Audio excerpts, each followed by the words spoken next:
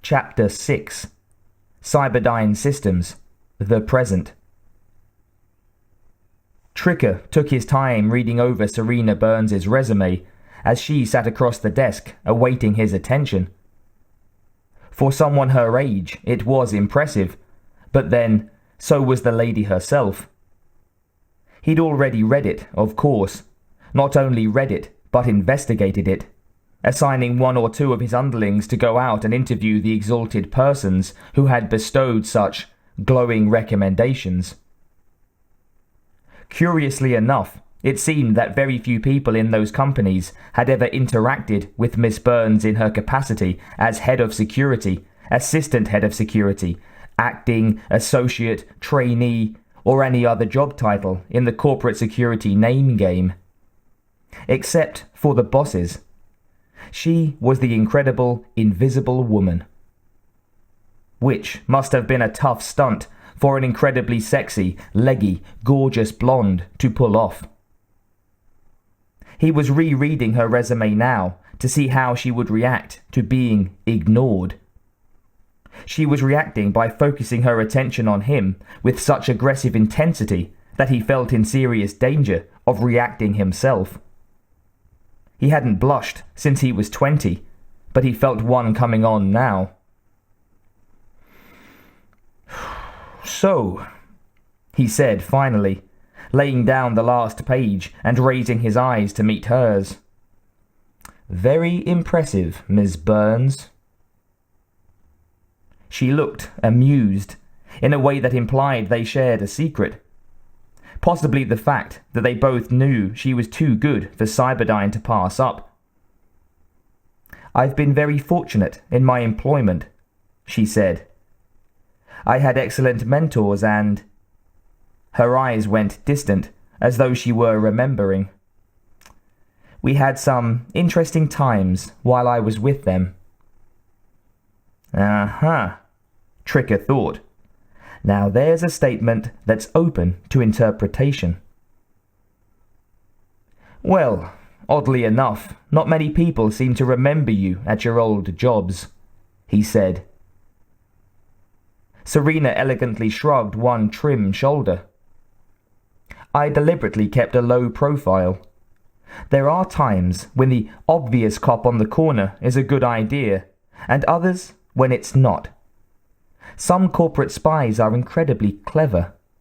I find it's much easier to catch them if you've convinced them that you're not even around." She offered him a pleasant but impersonal smile. He hadn't reacted well to her so far. She wondered if that ignoring the interviewee while you read their CV ploy ever worked. And if it did, what good was it? As far as she was concerned, all they'd accomplished was to waste 20 minutes. The job was hers, if she wanted it. He had to know that. If he turned her down, she would hit Cyberdyne with a very noisy discrimination suit, which she would almost certainly win. Something she was willing to bet Mr. Tricker knew. And she was also willing to bet that the last thing he or Cyberdyne wanted, now or ever, was noise in their vicinity. But she could be vastly more patient than this fellow could imagine. So she'd play his little game, answer his questions, fill out more forms, and take a battery of tests if required. She'd win in the end. "Your career is remarkable," Tricker said, rubbing his chin. "But your stay at each company was also remarkably short. Care to comment on that?" No, she thought. This is where her apparent age was a problem. It had required her seemingly to hopscotch from one job to another at an alarmingly rapid manner. But there was no help for it. She was going to appear to be 25 for a very long time, so the dates were close together. Eventually, she would pretend to be a young-looking 30. Once there, she'd worry. For now, she had to to get this position. I was acquiring my skills, she said, crossing her legs. Once a position had taught me all I thought it could, I moved on. He noticed her legs, as she'd meant him to. Very nice. This woman could be a cat among the pigeons here at Cyberdyne. Some of these computer geeks would sell their souls just to have coffee with her. And she'd implied that some of her upward mobility had come about from her horizontal agility. Problems like that he didn't need.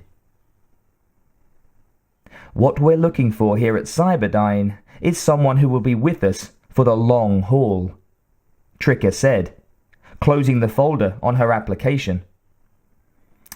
I don't feel it's in our best interest to hire someone who might be lured away by the candy of a new experience. Serena was annoyed. Clearly, she'd misread this man, but everything so far had been so easy. That's no excuse for getting sloppy, she scolded herself.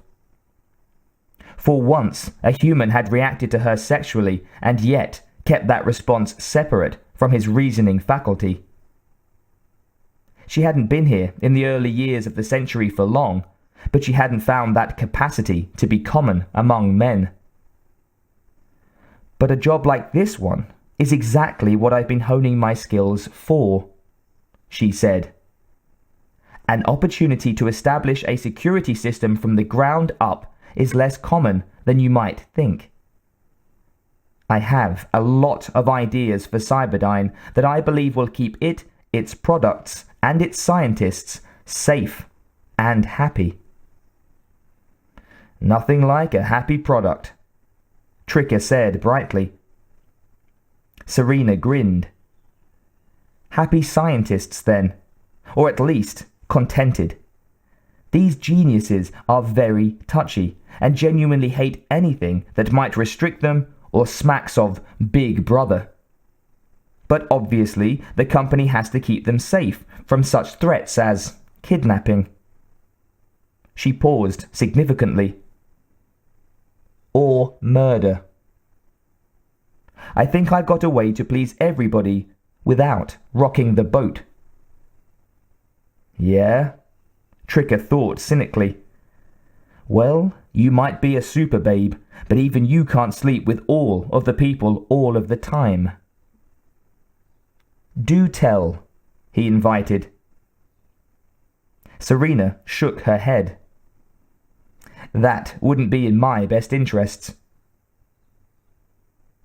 Tricker nodded affably. Maybe not, he agreed. But it wouldn't be in our best interest to hire someone who might be gone in 6 months. Hire me, she said, leaning forward, her gaze locked on his. If I leave in under 2 years, I'll agree to pay you a kill fee, substantial enough to cover your search for a new applicant. If you decide to fire me after 6 months, you won't even have to pay me a severance check.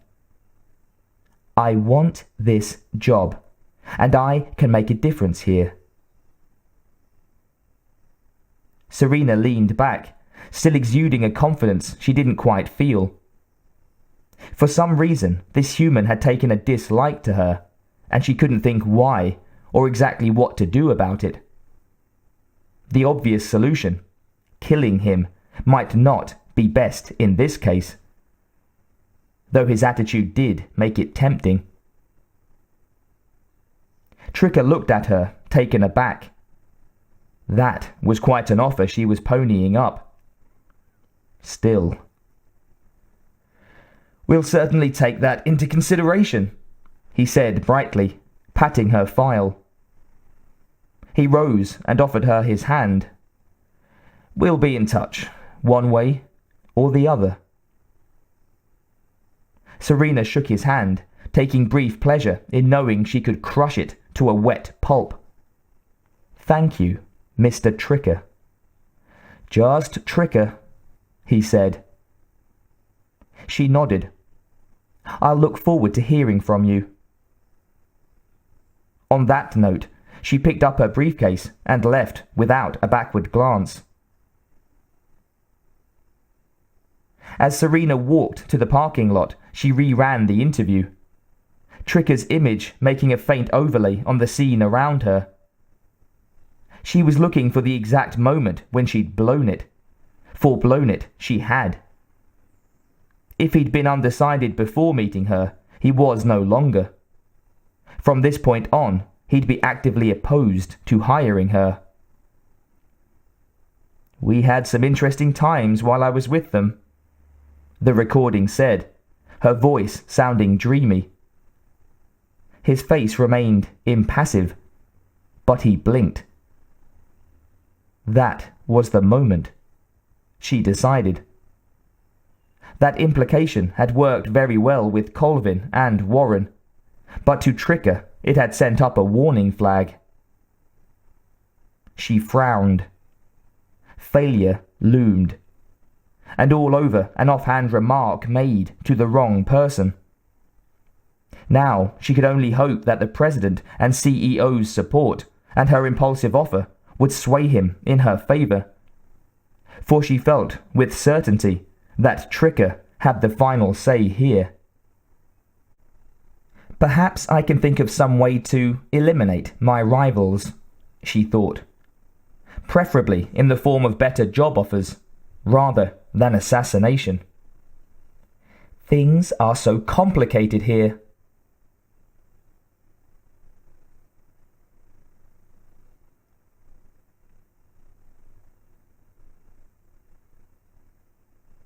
"Well, I don't see how you can object to her," the CEO complained.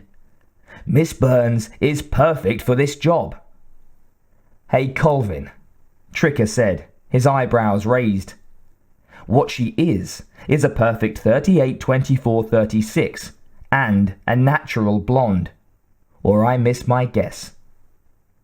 "I was referring to her resume," Colvin said through his teeth. "Sure you were, Roger," Tricker sneered. "Is her body your only objection?" Warren asked with a curl of his lip. "Hey guys," Tricker leaned forward, "why don't we pretend our dicks are in the cafeteria huddled over cups of coffee and sniggering about Mrs. Burns' assets and let our brains take over this discussion? Have you two actually considered those glowing recommendations, or the scant time she put in to earn them? Doesn't it seem the least bit suspicious to you that only one or two people at these places seem to have ever been aware of her existence?" Warren and Colvin glanced at each other, then at Tricker. "Well, don't you?" Tricker's blue eyes fairly bulged with frustration. "Are you trying to tell me that you'd forget working in the same building with that woman?" "No," Colvin said thoughtfully.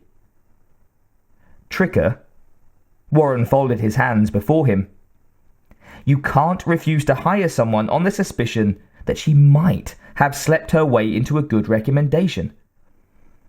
If you can't prove that," he spread his hands, "it's irrelevant."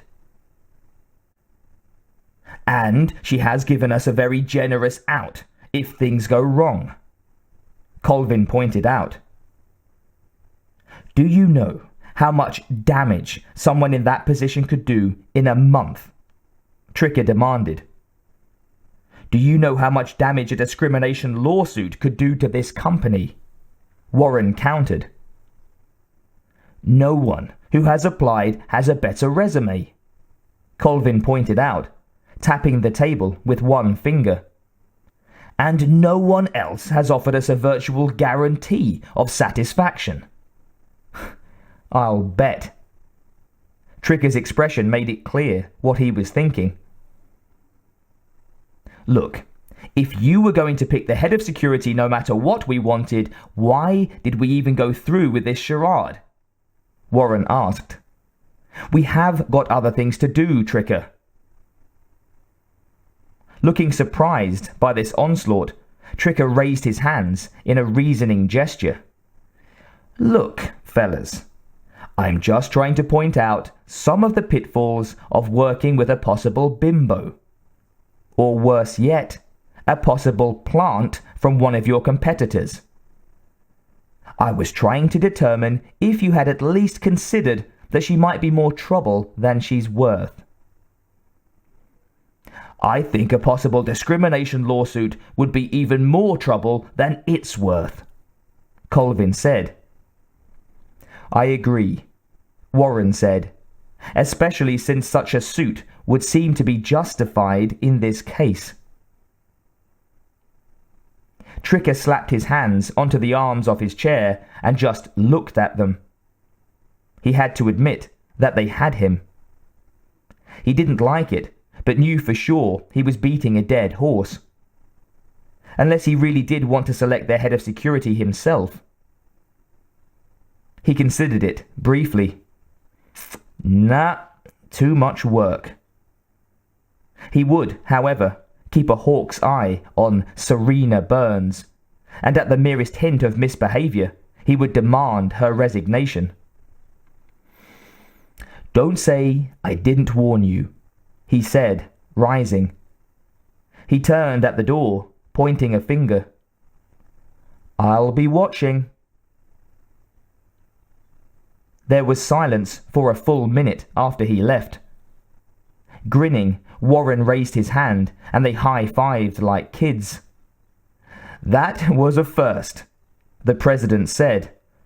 "Felt good," Colvin agreed. "Let's take the wives out to dinner. I feel like celebrating."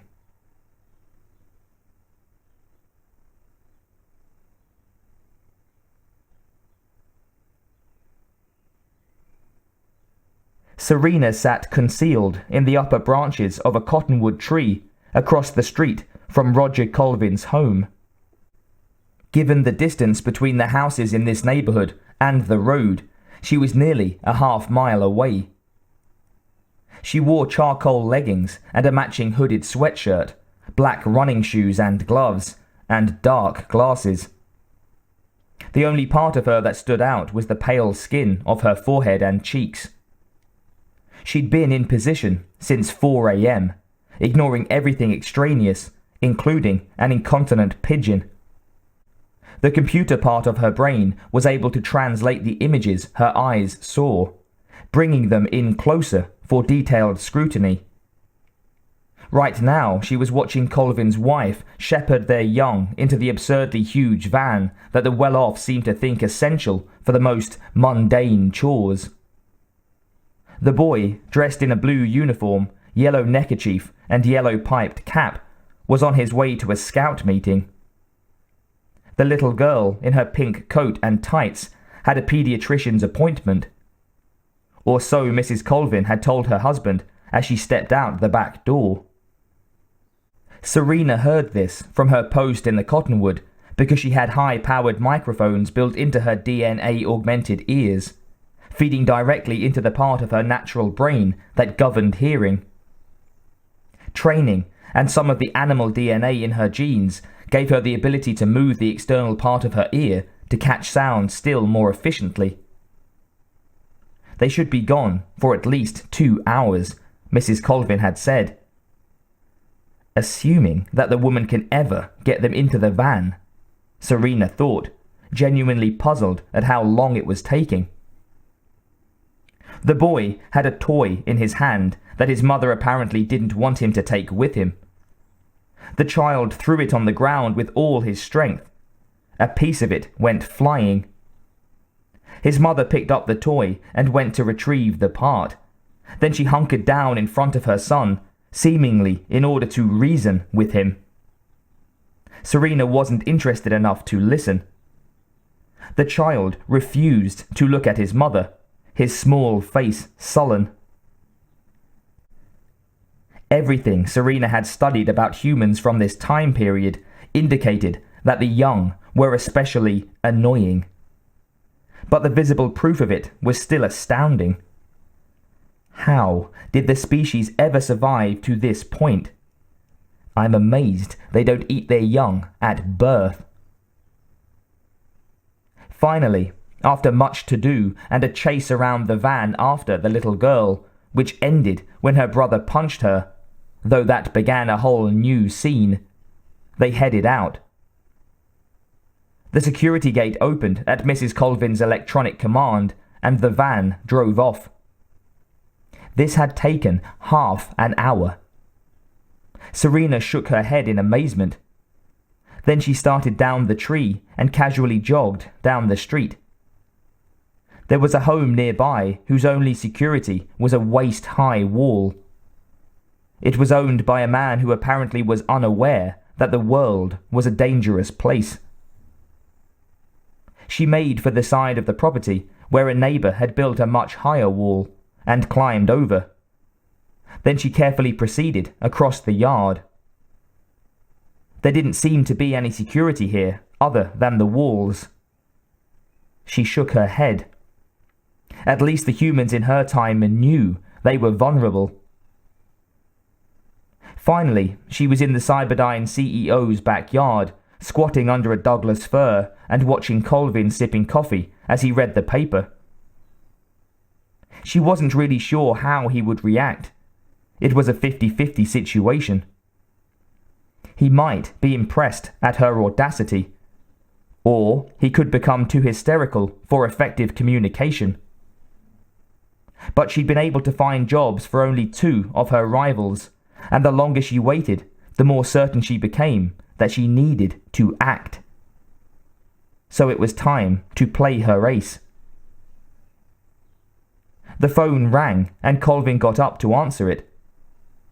Silently, Serena trotted over to the back door, picked the lock, slipped into the kitchen, and took his place at the table, hiding behind the newspaper as he talked on the kitchen phone.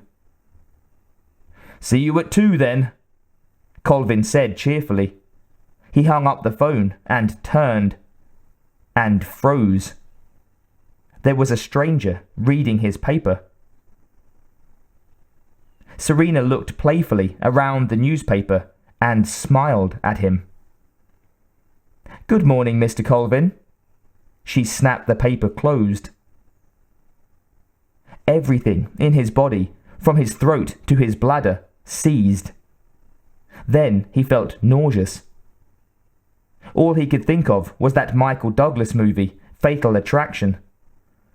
"Thank God we don't own a bunny," he thought inanely. After a moment, he got his voice back. "What the hell are you doing in my house?" "I needed to see you, privately," Serena explained.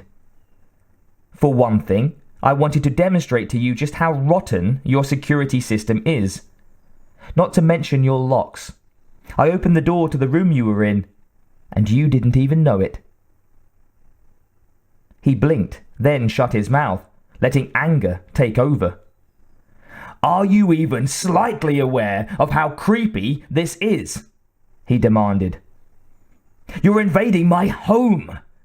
You couldn't call my secretary and ask for an appointment?" Serena reached into her pocket. She suppressed a smile as she watched Colvin react to the potential threat.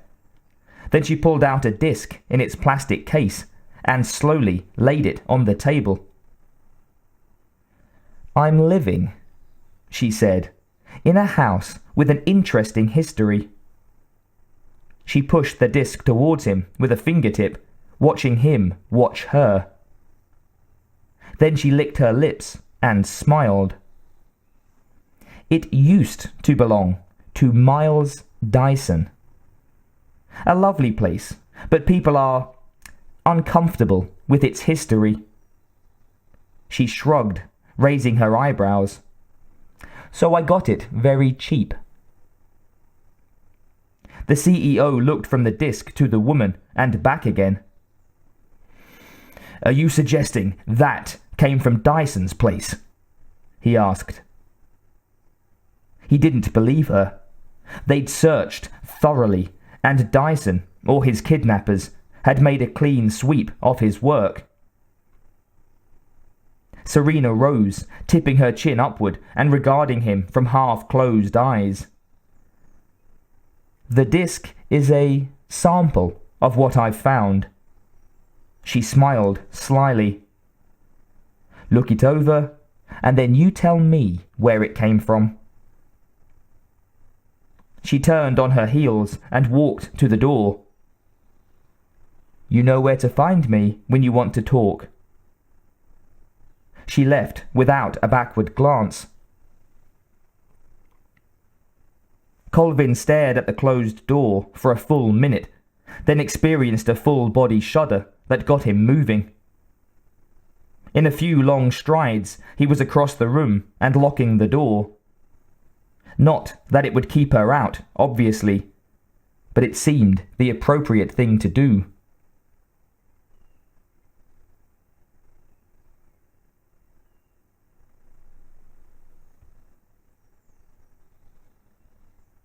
Wait a minute. She broke into your house. Warren's voice cracked with disbelief. He lowered the whiskey he'd been about to sip and stared. Yeah, I turned around and there she was. Never heard a thing, even when she picked up the paper. It almost gave me a heart attack. Colvin poured himself a drink and swirled the amber liquid around in the heavy glass. He was finding it hard to look Warren in the eye for some reason, as if he were ashamed. Though why he should be, he couldn't imagine. Christ, Cyberdyne's president said softly. He shuddered and wondered if she'd be paying him a visit later. At least she'd waited until Roger's wife and kids had left. He didn't like the idea of trying to explain Serena Burns to his own wife. That makes me much less inclined to hire her, he said aloud. If it had been just that, I would be too, Colvin agreed. He took a seat opposite Cyberdyne's president and took a deep gulp of his own whiskey. They were in the CEO's home office, and though it was before noon, Colvin had felt a need for a stiff drink. What do you mean? Warren asked nervously. She says she bought Miles Dyson's old home and found some material there pertaining to... Colvin waved his hand vaguely, but his eyes were intent. Warren leaned forward. The project, he gasped. The CEO nodded and took another sip of whiskey. But we looked. That's not possible. Paul Warren shook his head. Do you believe her? Let me show you what she gave me, Colvin said, rising. He brought over a laptop. I've taken out the modem, he explained. He turned it on, took a disk out of his shirt pocket, and slipped it in. Read it and weep, he muttered. In less than a minute, Paul sat back, his hand over his mouth in horror. It's real, he whispered. He looked up at Roger. What did she say when she gave it to you? She said to look it over and then tell her where it came from. She said we knew where to find her when we wanted to talk. Is that all? Warren asked. Yep. Roger sat back in his chair and, closing his eyes, leaned his head against the cushions. The implication, of course, had been that if he didn't get back to her, someone else surely would. Should we tell Tricker? Warren asked. Colvin opened his eyes and considered the question. There didn't seem to be a right answer. If they didn't tell him, when he found out, and Tricker would find out, He might just yank the whole project from them and kick Cyberdyne off the government property. If they did tell him, he might go after Burns on his own, risking the loss of this tantalizing, promising material. Hire her, then tell him, Colvin decided. Once we've got that material safely in hand, I don't care what he does. But I don't want him going off half-cocked. Warren pursed his lips, then nodded slowly. You're right, of course. He took another sip of his whiskey. I don't see any alternative. Did she say what she wanted? Besides the job, that is. Roger shook his head, gazing into the middle distance. No. She didn't even mention the job, let alone my compensation for the use of this material. Well, it's our material, Paul snarled. Any court would uphold our claim to it. Colvin looked at him from under his eyebrows. Somehow I don't see Tricker going to the law under any circumstances, especially these. Warren opened his mouth as if to speak, then shut it again, looking thoughtful. He glanced at the CEO. He'll be furious. Tricker is always furious, Roger said. I think the fact we exist infuriates him. I say, what the hell? It's high time we gave him something to be really furious about. Cyberdyne's president chuckled at that. She said we knew where to find her, he said after a moment. But her application said she was in the process of moving. Yeah, into Dyson's old house, Colvin said. Warren grimaced. That creeps me out. Roger covered his eyes with one weary hand. Then he sat forward and looked at his friend. I will tell you one thing, though. I'm going to make it a point of honor never to invite that bitch to my house. Paul's eyes slid over to his boss. I don't want her in my home either, and we certainly can't meet with her in the office. Colvin nodded and suppressed a smile. Mrs. Warren was outrageously jealous. It forced poor Paul to behave suspiciously, even though he didn't even want to think about cheating on her. The sight of Serena Burns would drive the president's wife up the wall. Okay, we'll choose a bar at random, someplace within 30 minutes of Dyson's place. I don't want to give this whiz kid a chance to bug the place or anything. We're going to be in enough trouble as it is.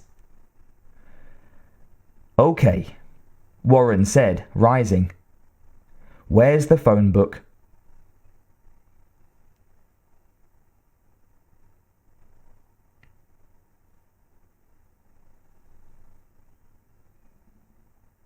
New York City, the present.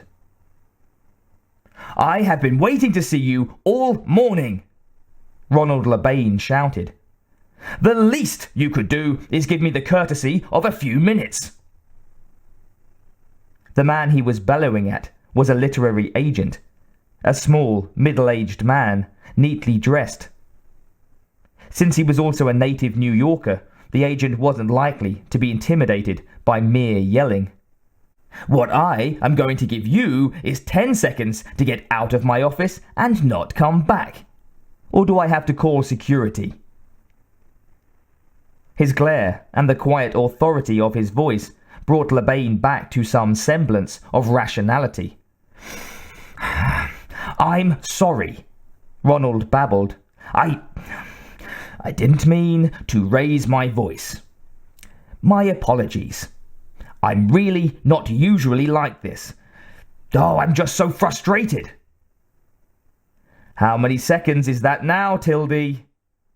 The agent asked his secretary. I said I was sorry, Lebain protested. He held up his hands in what was meant to be a calming gesture. Look, the publishers won't even look at my manuscript unless it comes from an agent. But I can't even get an appointment with an agent. It's driving me crazy. Could you just look at my manuscript? The agent looked down. The stack of paper on the floor beside Lebain's feet was easily 18 inches tall. The text appeared to be single-spaced. It'll never sell, the agent said. You haven't even read it, Ronald said, aghast. I don't have to, it's too long. The agent leaned over, read a few words. Non-fiction, right? Yes. Lebain drew himself up. I have a message. Hey, you got a message? Drop an email. If you can't say it any more succinctly than this, you haven't got a prayer. This thing is about the size of the national budget, and I bet it's about as interesting. Lebain looked shocked.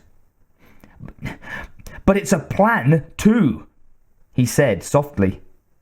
It's a message, it's a plan, the agent said. It's a candy, it's a breath mint. If you can't cut it down from this, it's unsellable. That's what it is. Closing his eyes, Ronald took a deep breath and let it out slowly. His shoulders drooped with exhaustion and discouragement. The agent tightened his lips. This guy looked like he was going to cry.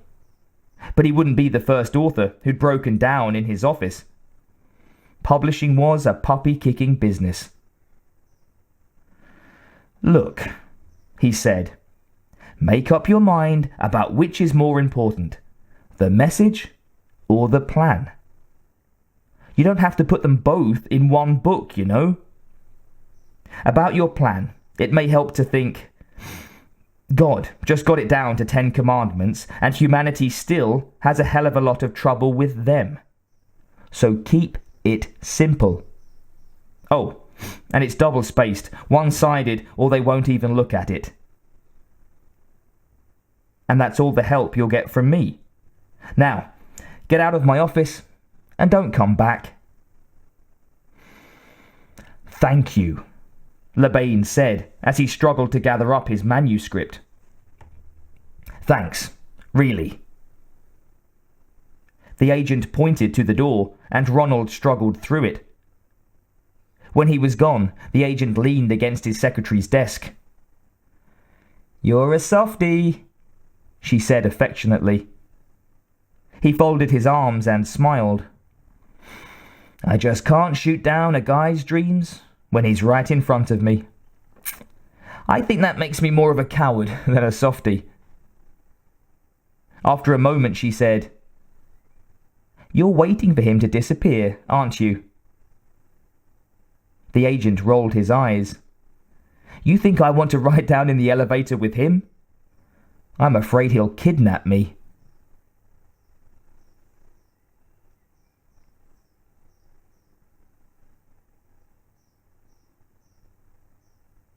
Ronald hoisted his manuscript onto the van's passenger seat with a grunt and ignored the beeping and honking from the crowded street. He was angry, with the system and with himself.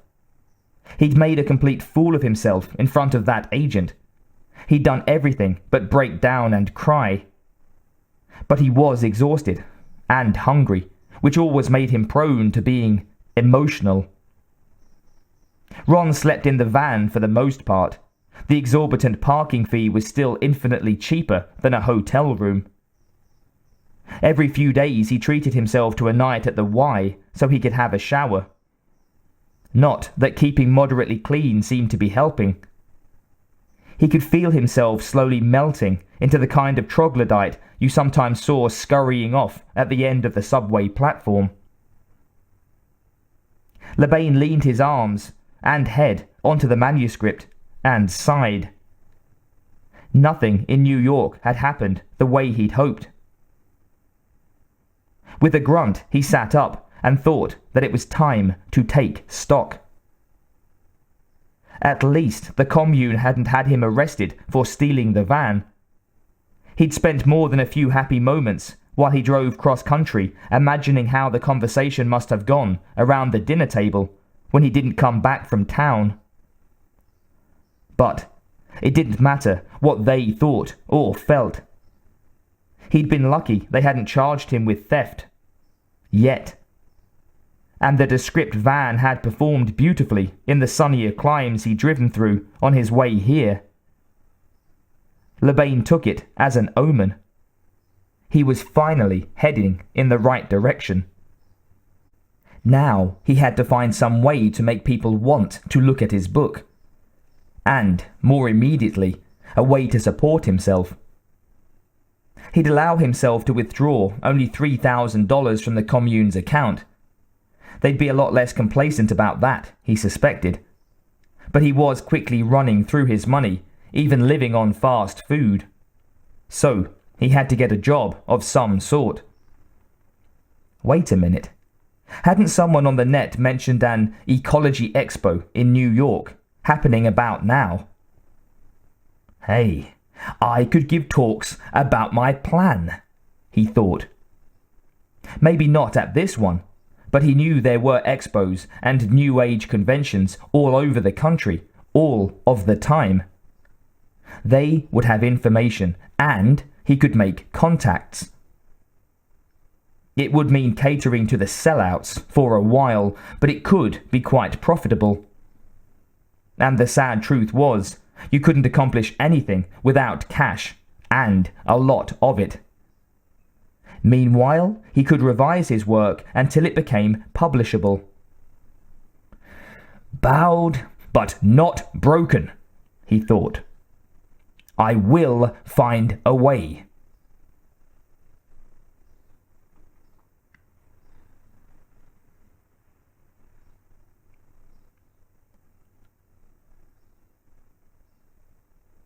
I'm the president, and this gentleman is the CEO of Cyberdyne, Warren explained for the third time to the MP, this time a little more slowly. We want to get into our offices to do some work on secured computers.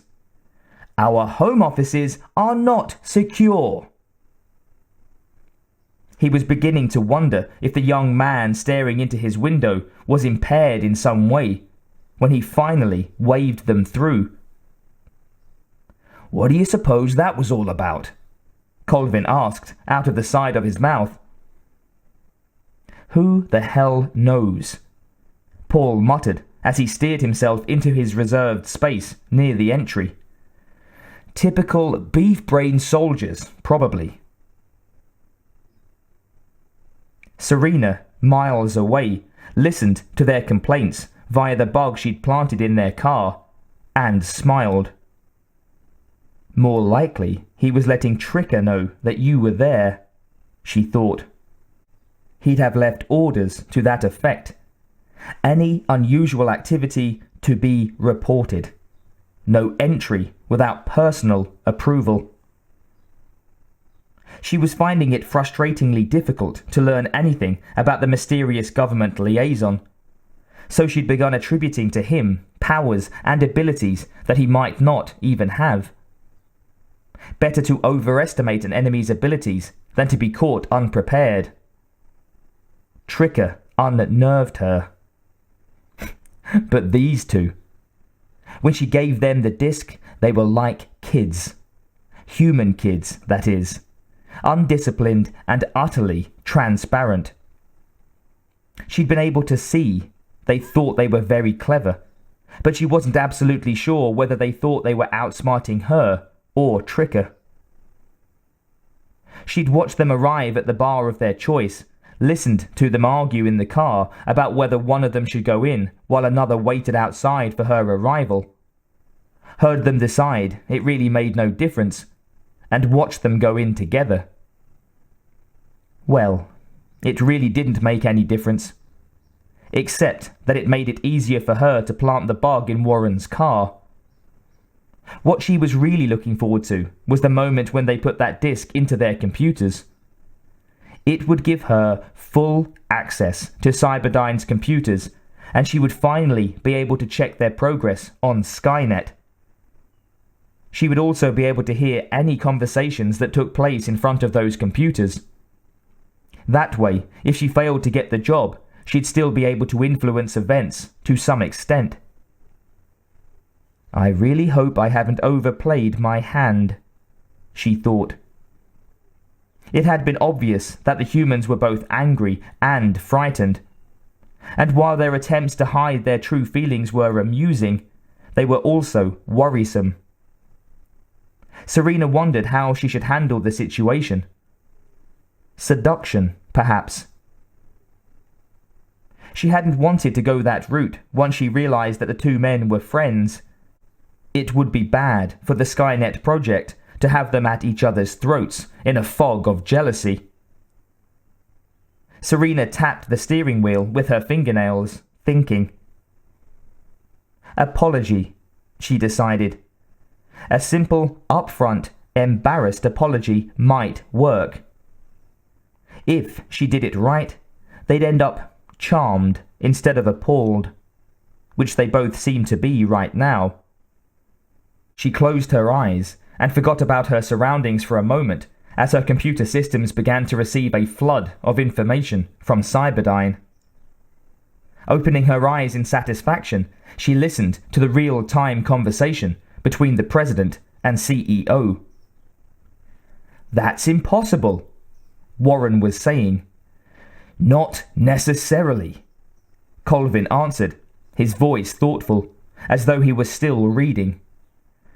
This is Dyson's work we're talking about here. That guy was amazing. Not many people can make me feel like I'm falling behind, but Miles almost always did. A fully automated, computer-controlled munitions factory, Paul said. Come on, Roger. That doesn't even sound safe, let alone possible. There was a long silence. Then, we need to see the rest of this, the CEO said. The government will love it. What if there isn't any more? Warren asked. I'm afraid we'll have to cross that bridge when we come to it. But this is Dyson's work, Paul. It has to be. And if there is more of it, then it will probably move our work forward by up to 6 months. I say we go for it. We still don't know what she wants, Warren protested. Let's not jump into bed with the bitch until we've got that tacked down. That breaking into your house number was a little too psychotic for my peace of mind. Colvin laughed. I'm not sure I'd be any more comfortable after telling her she wasn't going to get the job. There was silence again, except for the clicking of keys. Tell Tricker, Warren said. Let him sort it out. One of them inhaled deeply, then exhaled sharply. After a moment, Roger said thoughtfully, I'm not sure I want to go that far. What?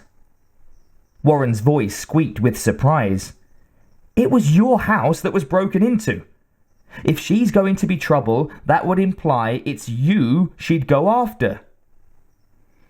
I say neutralize her now while she's not expecting it. Okay, let's just look at this calmly for a minute, the CEO said. She's young, much younger than the other candidates. Maybe she just got carried away. Boy, I'll say, Paul sneered. I find myself wondering how I would be reacting to this if it had been, say, Bob Cho.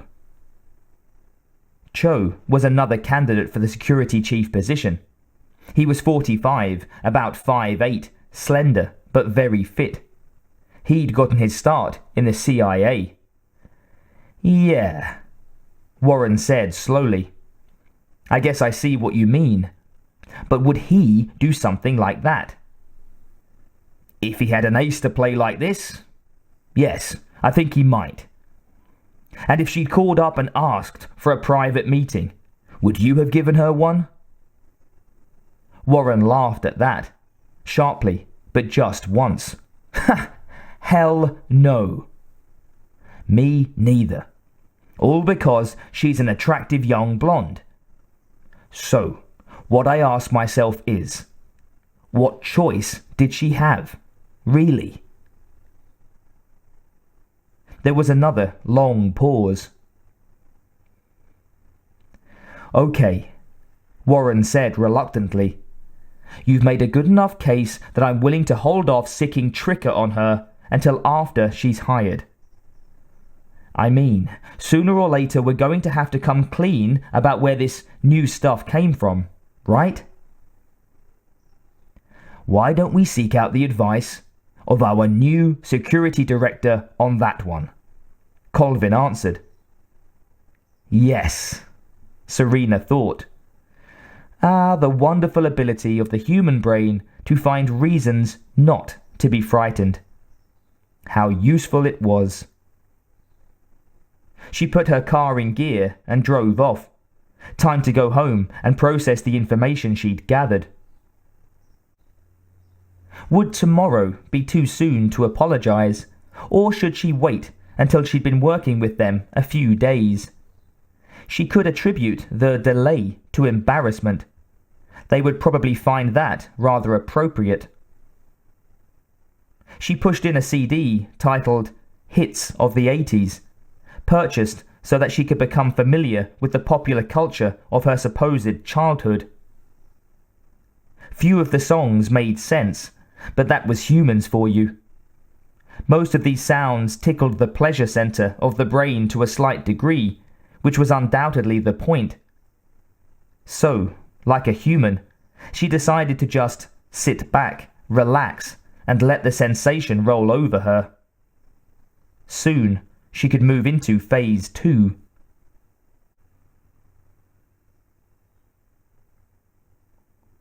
Ecology Expo, New York, present day. This is boring, Peter Zeidman said. He frowned and shifted the heavy camera on his shoulder. No kidding. His soundman and college bud, Tony Roth, agreed. It's nothing like what I expected. They glared at the neatly set up booths and the casually well-dressed people around them. Even the loopier outfits had cost real money. You could see that. They'd been expecting a lot more over-the-rainbow stuff from the New York Ecology Fair. Zeidman had been pinning his hopes on it, in fact. He'd graduated from Chapman University only 2 months ago, with honors, and already his dad was asking, "So, what did I spend my money for?" Like you could get a full-fledged movie together over the weekend. Well, okay, some people had done that, but not lately. And probably not while sober. So, Peter had decided to do a documentary on an inspired madman.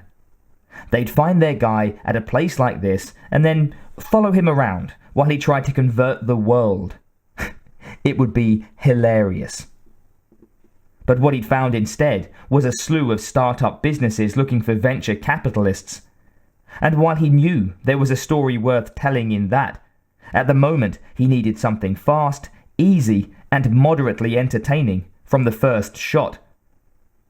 The story of water purification devices just wasn't going to do that. "Where are the nuts?" he shouted.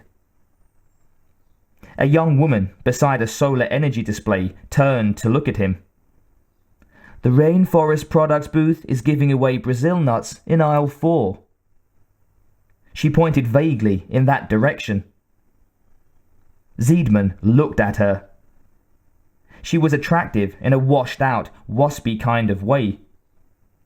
He walked over to her and said, "I'm making a documentary and I was hoping for some more colourful characters to spice up the narrative." He shrugged and then shifted the camera. "It can't all be facts and figures." She nodded, looking vaguely disapproving. That was when he noticed her badge and that she was the fair's co-chair. "So what exactly are you looking for?" she asked. Peter thought that he was probably very lucky that she wasn't asking him to leave, as he hadn't received permission from the fair to film here. She looked capable of kicking him out, so he decided to be honest. "I'm looking for someone with a message," he said. "Someone who can't get anyone to listen, but who thinks he, or she, can save the world. You know anybody like that?" She laughed, and it changed her whole face. She really was attractive. "Oh yes," she said. "I know tons of people like that, but they tend to avoid places like this. To them, we're all sellouts." She looked around and seemed to spot someone. Pointing to a tired-looking man on a folding chair near the door, she said, "Try him. That's Ron Lean.